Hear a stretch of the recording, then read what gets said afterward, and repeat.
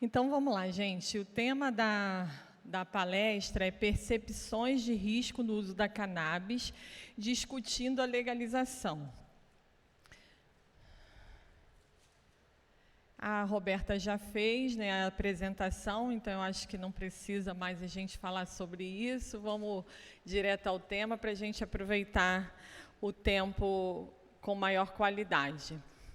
Então, antes da gente entrar no ponto propriamente dito, eu trago aqui algumas informações que eu acho relevantes quando a gente vai falar sobre legalização da cannabis e que, na maioria das vezes, essas informações elas não são compartilhadas, né?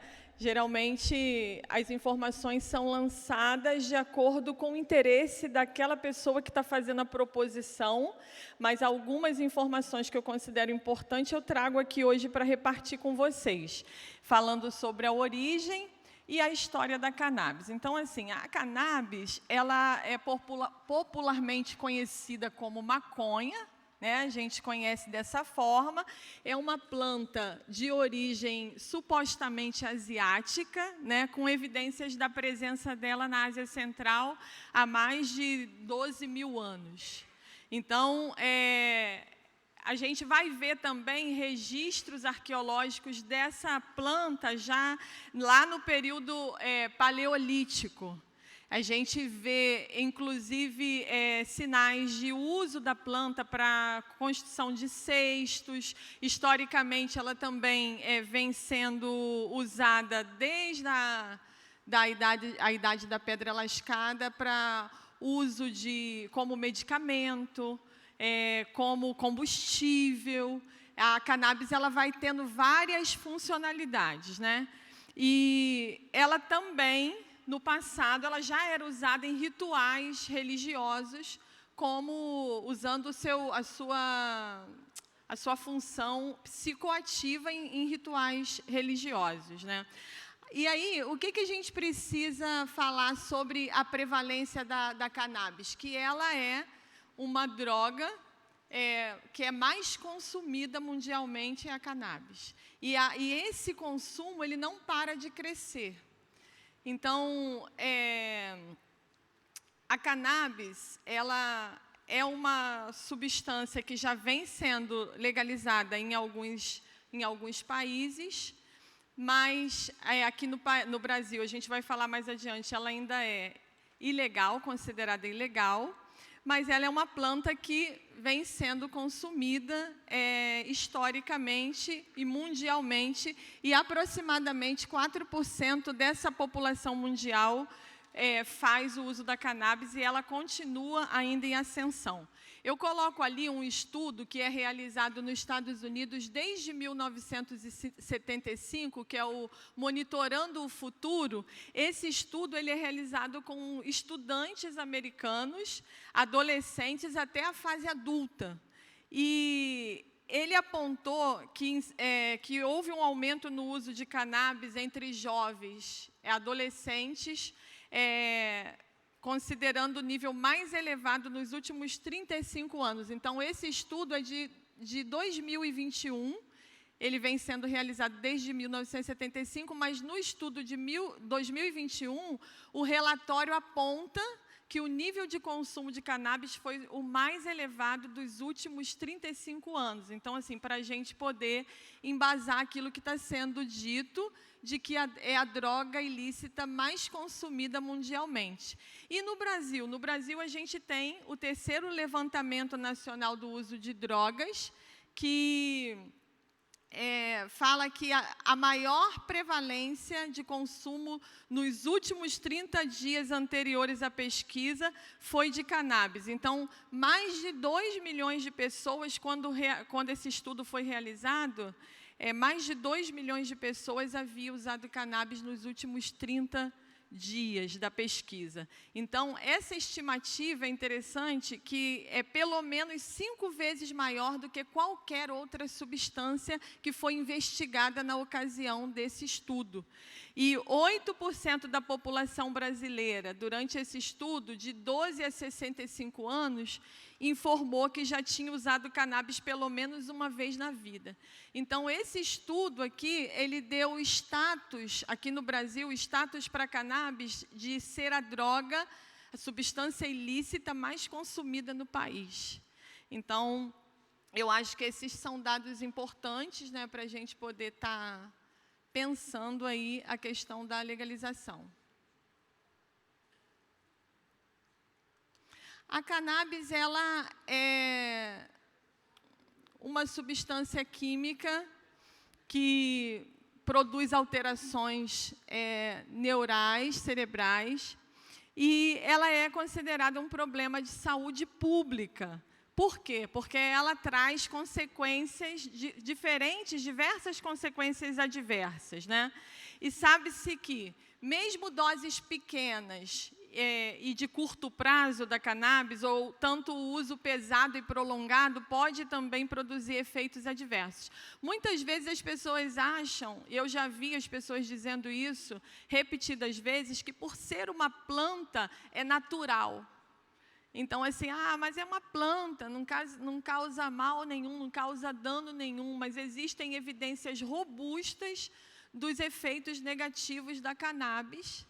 E entre esses desfechos biopsicossociais que a gente identifica em diferentes estudos, a gente vai encontrar lá a indução e persistência de transtorno psicótico, e é interessante falar que a cannabis é a droga que mais abre surto psicótico no primeiro uso, principalmente se a pessoa tiver um histórico de transtorno psiquiátrico na família.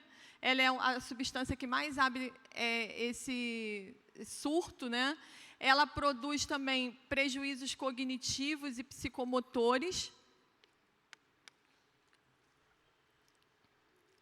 alterações crônicas na função respiratória, baixo rendimento escolar e direção perigosa.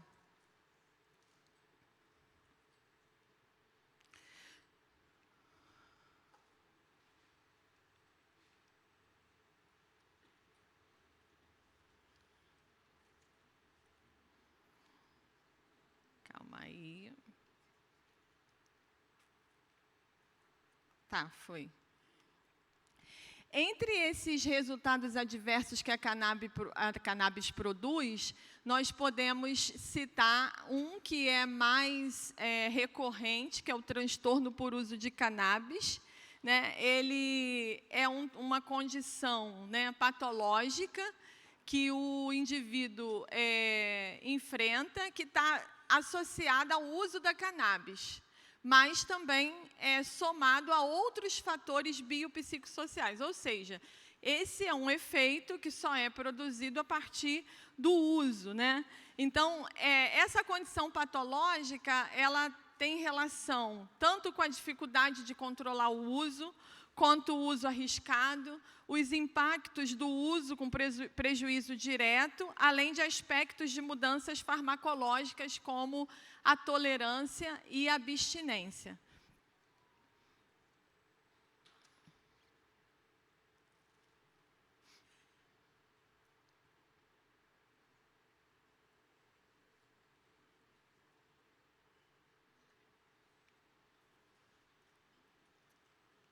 Vamos lá.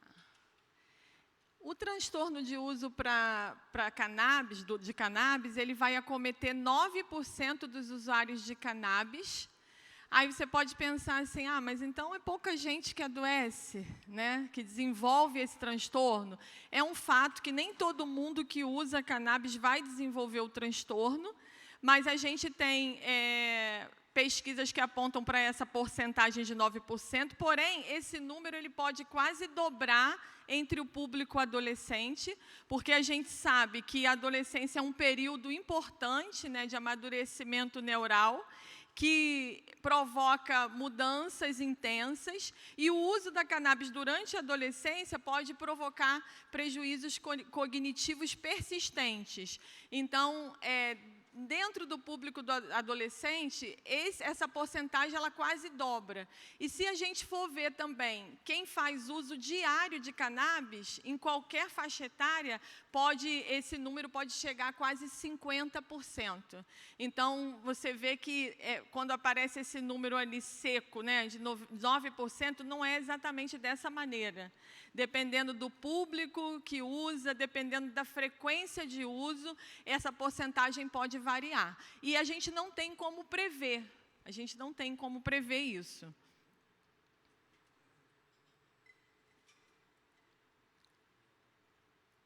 E quais seriam os fatores de risco para o desenvolvimento do transtorno por uso de cannabis, né? Então, a gente sabe que adolescentes e usuários diários é um fator de risco, existe uma maior propensão, mas também o sexo é um fator de risco para o desenvolvimento do transtorno por uso de cannabis. Os homens, eles usam mais a cannabis.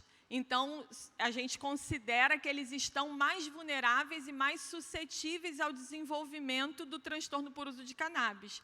Porém, as mulheres, elas, apesar de iniciarem o uso mais tarde, elas desenvolvem o transtorno por uso de cannabis com maior velocidade.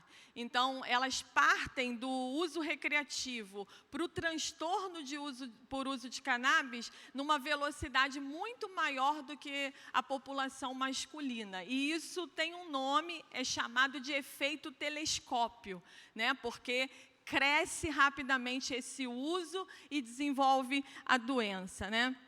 Então, a idade de início, o padrão de consumo e características individuais, como a hereditariedade, condições psiquiátricas, traços comportamentais e neurocognitivos, tudo isso vai ser considerado fator de risco para o uso da cannabis, para o transtorno de uso da cannabis.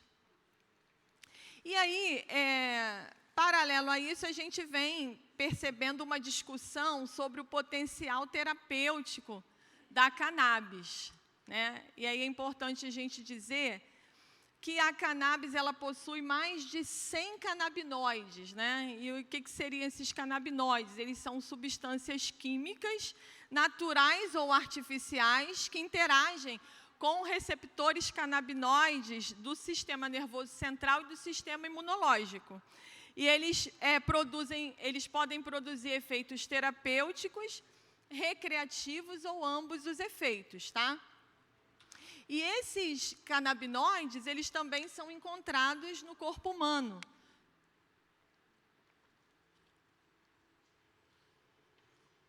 Mas também eles podem ser sintetizados em laboratório. Eles são classificados em diferentes tipos, onde os fitocannabinoides, eles são os que são diretamente encontrados na cannabis, na planta. E aí a gente vai encontrar o THC, que é o principal componente psicoativo da planta. E é responsável pelos efeitos adversos, pelas consequências negativas que a gente vê sendo desenvolvida a partir do uso, né? E a gente tem os endocannabinoides, que também são produzidos, são canabinoides que a gente chama de endógenos, que são produzidos no nosso corpo humano, e os canabinoides sintéticos, que são produzidos em laboratório. Assim como o THC é o principal componente psicoativo da planta, o CBD, que é o canabidiol, ele é o principal composto não psicoativo da cannabis, né? E aí, estudos recentes vão sugerindo, e vocês devem estar vendo muito isso, né? Essa discussão é uma discussão que está na televisão, está na mídia, cada vez com maior força, que fala sobre os efeitos terapêuticos do canabidiol, né? Então, alguns estudos recentes, eles vão dizer que algumas condições de saúde, como, por exemplo, a epilepsia, a doença de Parkinson, transtornos psicóticos e até transtorno de ansiedade, pode ser tratado por canabidiol, né?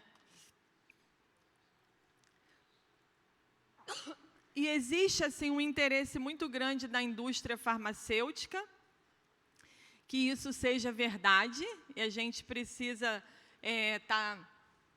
refletindo sobre isso, né? A indústria farmacêutica tem o interesse de que o canabidiol, de fato, tenha uma ação terapêutica sobre determinadas doenças, porque dessa forma eles vão produzir e vender. Agora, tem outras informações também que a indústria farmacêutica ela não traz e que a gente também precisa usar para poder pensar sobre todo esse contexto que a gente tem vivenciado.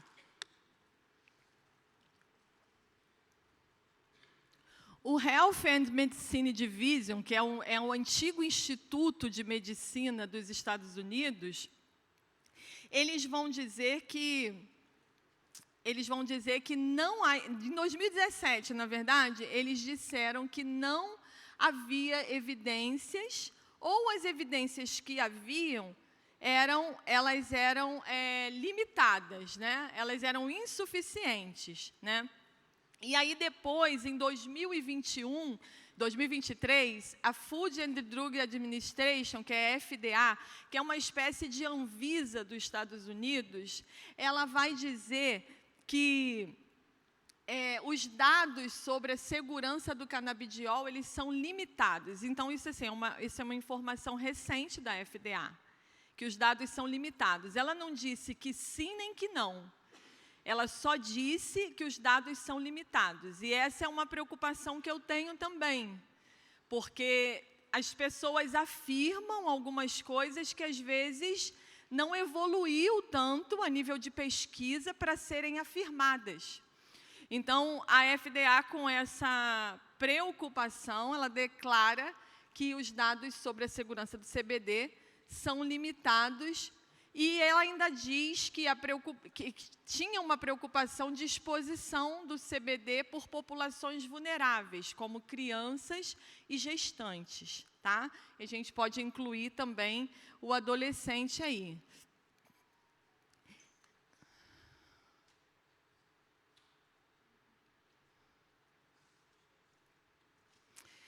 E aí, as pessoas falam do efeito terapêutico, mas e os efeitos adversos do CBD? Será que existem?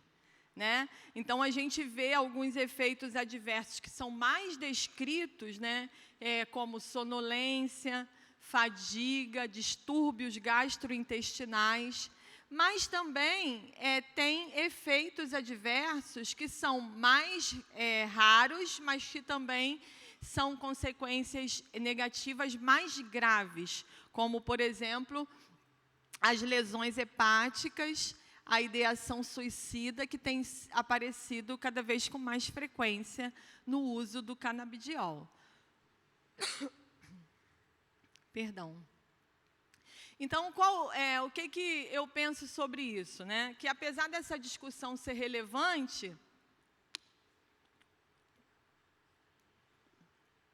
nós precisamos levar em consideração os dados que estão disponíveis sobre, né, que dizem que o potencial terapêutico do CBD, ele é questionável, controverso ou incipiente. Tá? A gente tem estudos que apontam para essa direção, questionável, controverso e incipiente. Portanto, há de se pensar nisso com certa cautela, né? E aí, em contrapartida, a gente não tem dúvida quanto o potencial intoxicante e as reações adversas já confirmadas. Ou seja, existem muito mais estudos, ninguém está dizendo aqui, desculpa, ninguém está dizendo que não existe um potencial terapêutico no CBD. Na verdade, o que se diz é que os resultados de pesquisas, ainda são necessárias mais pesquisas para que se tenha essa confirmação. Porém, quanto aos resultados adversos, nós já temos muitas informações robustas acerca disso. Então, isso precisa ser levado em consideração.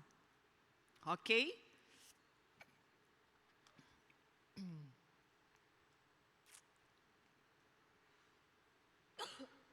E aí, apesar de tudo isso que a gente já falou até agora, a gente vai percebendo que a legalização da substância ela tem sido discutida com muita força nos últimos 10 anos. Né? A gente vê esse debate com frequência nas mídias, na academia, a gente vai percebendo isso. E esse debate ele vai provocando mudanças na legislação de muitos países, inclusive aqui do Brasil. Então, essa discussão, o impacto dessa discussão, ele é mundial e tem provocado mudança mundialmente, né, na legislação. E aí, embora não haja um consenso, há evidências de que a legalização da substância contribui para o aumento da prevalência de uso e também influencia negativamente na percepção de risco. Ou seja, quando uma determinada substância ela é legalizada naquele país, já tem se percebido que isso influencia a população quanto à percepção de risco acerca do uso daquela substância. Normal, né? Se aquela substância ela é liberada, há uma tendência, uma probabilidade das pessoas acharem que ela não faz tanto mal assim, já que ela foi liberada. E aí, para falar de percepção de risco, a gente vai precisar definir risco, né? E aí, o risco, entre tantas definições que existem, eu escolhi essa daí, que fala que é uma probabilidade de um perigo e suas consequências adversas, né? E aí eu falei que tem muitas definições de risco, mas existe um ponto de convergência na maioria dos modelos teóricos de saúde e de comportamento sobre o valor da percepção de risco. Esse é o ponto da convergência. Existe um valor na percepção de risco. Independente da definição que os teóricos usam, existe um valor na percepção de risco. Então, ele é considerado um elemento imprescindível que é associado ao comportamento.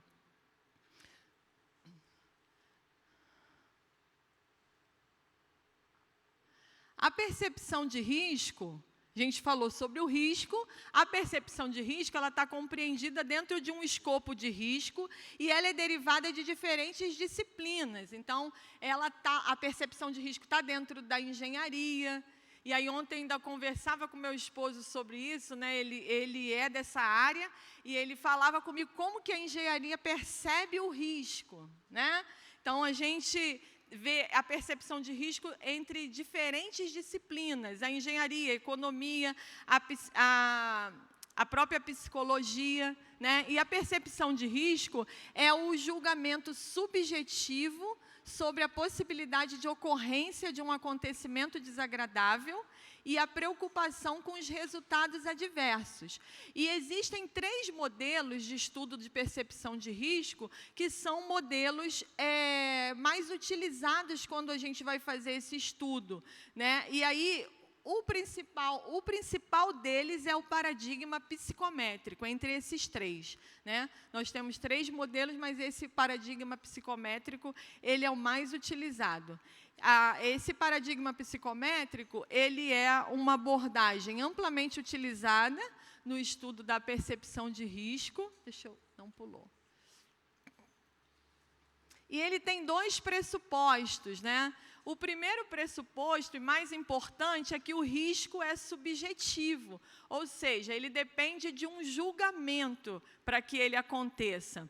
E aí, o que isso vai trazer para a gente de informação? Que ele não vai existir, se ele depende de um julgamento, o risco a percepção de risco não vai existir independente das mentes humanas e das culturas, porque ele vai precisar ser medido de alguma forma. E ele foi dessa maneira, ele é um conceito que foi criado por homens para a compreensão e enfrentamento dos perigos e das incertezas. Então, por isso que ele depende desse julgamento. Tá? E aí, um outro pressuposto desse paradigma psicométrico é a heurística do afeto, que as teorias comportamentais modernas elas vão dizer que existem 2 formas de pensar, né? regidas por dois sistemas individuais que interagem. Então, o sistema 1 seria um sistema mais intuitivo, automático, que não ia requerer da gente nenhum esforço. Aquilo que a gente faz já tá no nosso automático ali. Eu consigo dirigir enquanto converso com quem está do meu lado, né? Então, isso é um sistema mais intuitivo. E tem também um sistema 2, que é aquele que ia requerer uma maior atenção. Ele é mais complexo, ele é mais lento, exigiria mais compreensão. Então, essas seriam duas maneiras distintas de apreender a realidade. E aí, qual é a suposição desse paradigma psicométrico, né? A suposição é que esse sistema 1, que também é conhecido como sistema experiencial, ele esteja associado a uma experiência de afeto que o indivíduo ele vivencia. E esse afeto ele seria o condutor no processamento das informações e julgamentos. Então, ele ia exercer um papel fundamental na tomada de decisões. Isso porque parte expressiva do nosso pensamento ela é constituída de imagens. Então, essa imagem que eu crio são expressões simbólicas de uma realidade que eu estou vivenciando. E aí, pensamentos positivos e pensamentos negativos seriam associados a essas imagens através do aprendizado. Aí, o que acontece na hora do julgamento? Na hora do julgamento, essas imagens são visitadas. Essas imagens criadas, elas são visitadas. E aí, o tipo de afeto que eu atribuo a essas imagens, positivo ou negativo, ele vai funcionar como uma pista na minha tomada de decisão. Então, eu associo, eu vinculo, né, a essa imagem um afeto, que seria positivo ou negativo. E quando eu for tomar uma decisão, eu vou visitar essa imagem para poder me ajudar a decidir ali o que eu vou, qual o caminho que eu vou escolher. E isso tem um nome que é chamado de hipótese do marcador somático, né, que seriam alguns sinalizadores que aumentam a minha precisão e a minha eficiência na hora da escolha. Só que o fato é que esse afeto ele pode nos trair, produzindo algumas falhas no nosso julgamento e decisão. E aí o pensamento, isso acontece porque o pensamento experiencial, que é esse sistema 1, mais intuitivo, ele pode se desorientar, principalmente diante de situações mais viscerais, né, como é o desejo sexual, por exemplo, o desejo por drogas. Então, a gente acaba sendo influenciado por isso.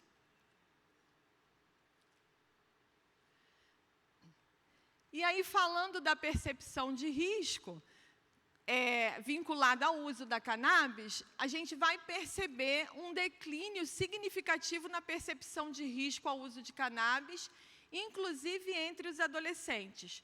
Um estudo que foi feito nos Estados Unidos durante 10 anos, no período de 2002 a 2012, aponta a redução de mais de 10% entre os entrevistados sobre a maconha oferecer grande risco. Ou seja, mais de 10% da população investigada ela estava acreditando que, reduzindo, né, essa crença de que a maconha oferecia um grande risco. E, por outro lado, um aumento de 6% entre os entrevistados que achavam que a maconha não oferece risco nenhum. Então, um público que cada vez menos acredita que a maconha é muito arriscada e um público que cada vez mais acredita que a maconha não oferece risco nenhum. Então, essa percepção de risco, ela vai sendo diminuída, vai sendo reduzida com o tempo, né? E as mudanças nas leis de uso recreativo e medicinal, elas vêm fazendo esse trabalho de influenciar negativamente no julgamento sobre o uso da cannabis. Tá?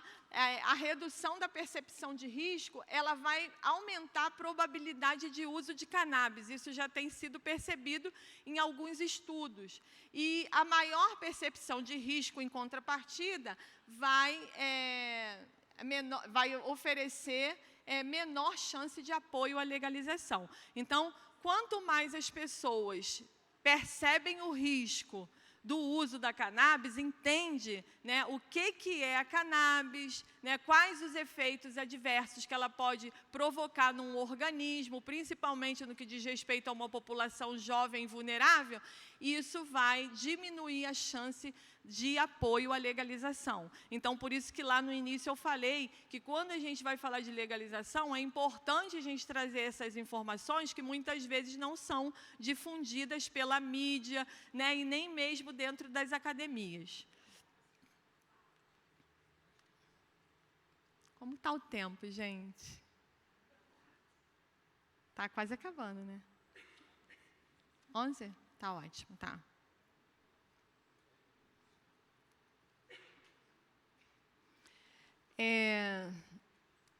Nos Estados Unidos, houve um crescimento expressivo no risco de uso e transtorno por uso de cannabis em estados que modificaram a lei de uso de cannabis medicinal em relação aos que não alteraram as suas leis. Nos Estados Unidos, os estados eles têm certa autonomia para poder definir sobre a legalização. Então, é muito comum lá a gente ver estados que a cannabis é liberada e outros que não. E aí, alguns é liberada a cannabis medicinal e outros para uso recreativo também. E aí, por conta dessa liberação, eles já conseguem hoje fazer essa avaliação entre um estado que legalizou e o estado que não legalizou. E eles têm percebido que existe esse crescimento de risco, tanto de uso quanto transtorno de uso de cannabis, dos estados que legalizaram em relação aos estados que não legalizaram. E aí, um outro estudo aponta que não usuários de cannabis no ano passado apresentaram prevalência de percepção de risco ao uso expressivamente maior do que os usuários de cannabis no ano passado. Ou seja, quem usa não acha que causa problema, né? Não acha que não consegue perceber o risco. Mulheres que não percebiam quaisquer problemas relacionados ao seu consumo tinham maior risco de uso problemático de cannabis comparado a outras mulheres com percepção de risco mais elevada. E um estudo australiano, isso aqui é bem interessante, porque um estudo australiano, ele percebeu que havia 17% dos adolescentes entrevistados, eles tinham intenção de uso no caso da cannabis se tornar legal no seu país. Então, e entre os jovens adultos, esse número quase dobrou para 32%. Ou seja, foram lá e perguntaram, se a cannabis for legalizada, você usa? Você usaria? E aí 17% dos adolescentes, que a gente já viu que é um público vulnerável, estaria com a intenção de usar caso ela fosse legalizada.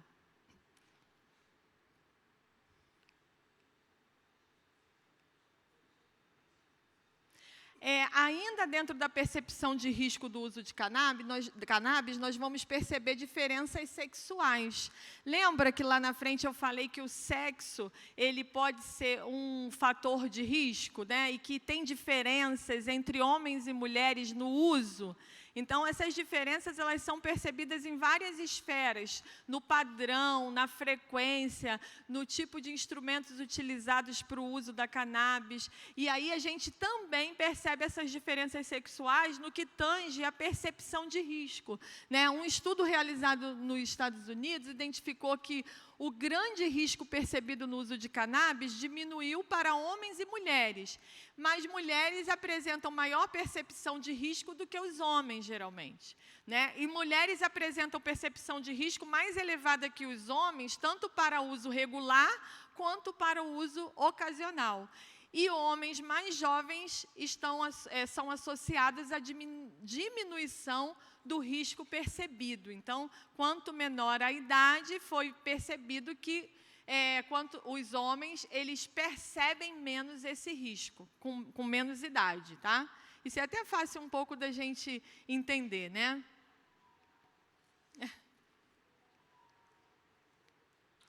A regulação da cannabis, né? Então, como eu falei, a cannabis no Brasil ela ainda é ilegal. A lei de drogas, que é a lei 11.343 de 96, ela traz 2 artigos que são importantes para essa discussão dentro do país, né?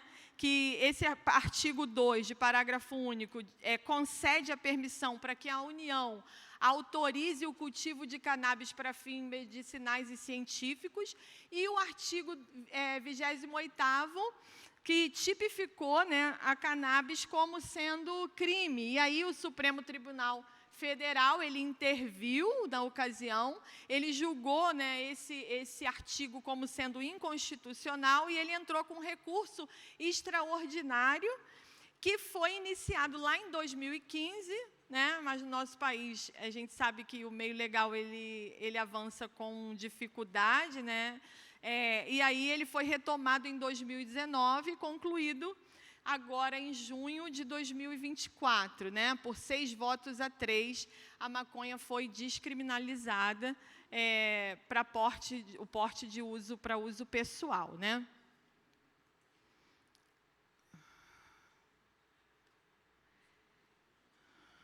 E em novembro de 2024 também houve a concessão de autorização sanitária para o plantio, cultivo e comercialização do cânhamo industrial, que seria a planta com um THC inferior a 0,3%. Né? Então, logo, eles assumem que não existiria um efeito psicoativo, logo essa planta não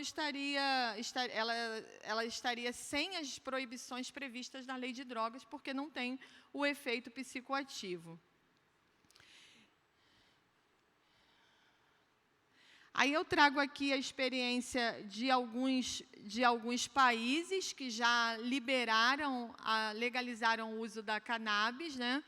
E aí, nos Estados Unidos, uma pesquisa nacionalmente representativa, comparando o uso de cannabis antes e depois da legalização, percebeu um aumento do uso e também do transtorno do uso de cannabis.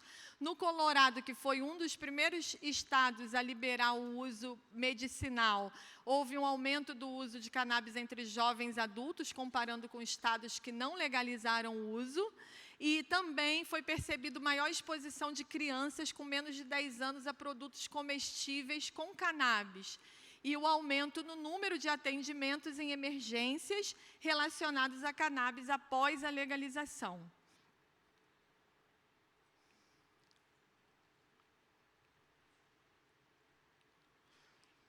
Ainda nos Estados Unidos, quase 50% de síndrome de hiperemese era induzida por cannabis, né? Vômitos intensos, induzido por cannabis chegando nas emergências. E um aumento 5 vezes mais em atendimentos de emergências para doenças mentais relacionadas a cannabis, comparando com os atendimentos de doenças mentais sem essa relação com a substância. Também o aumento das taxas de hospitalização por acidentes de carro associados ao uso de cannabis. Então, assim, é claro que a legalização, ela traz alguns pontos que são favoráveis, eu não trouxe isso aqui para discutir, por quê? Não é um viés, né, de apresentação, na verdade, porque apesar da legalização dar conta de alguns aspectos, ela não vai dar conta da questão de saúde, porque o fato é que a legalização ela vai facilitar o uso e logo, a partir do uso, a gente vai perceber também o acréscimo do transtorno por uso de substâncias. E aí eu vou encerrar. Aí eu coloquei ainda aqui o Canadá, que estudo com 1.428 adultos apresentou aumento na frequência de uso nos 5 anos após a legalização. E isso aqui é um estudo agora de 2025, tá? Foi um aumento de 1,75% ao longo de 5 anos. Aumento também da prevalência do uso de cannabis entre jovens e adultos jovens. Aumento de ferimentos e visitas a emergências relacionadas a cannabis. E uma revisão sistemática também recente diz que a maior disponibilidade e acesso é fator de risco para o consumo, aumentando a probabilidade de uso de cannabis. E aí eu encerro com uma fala do Laranjeira, que é uma pessoa de referência nessa a área da dependência química aqui no Brasil, que ele vai dizer que o principal argumento contra a legalização é que o aumento da disponibilidade de qualquer droga tende a aumentar o seu consumo e diminuir a percepção de seus riscos. Não obstante, o número de problemas de saúde e segurança de uma comunidade é diretamente proporcional à quantidade de drogas, lícitas ou ilícitas, consumida por uma determinada população. Obrigada, gente.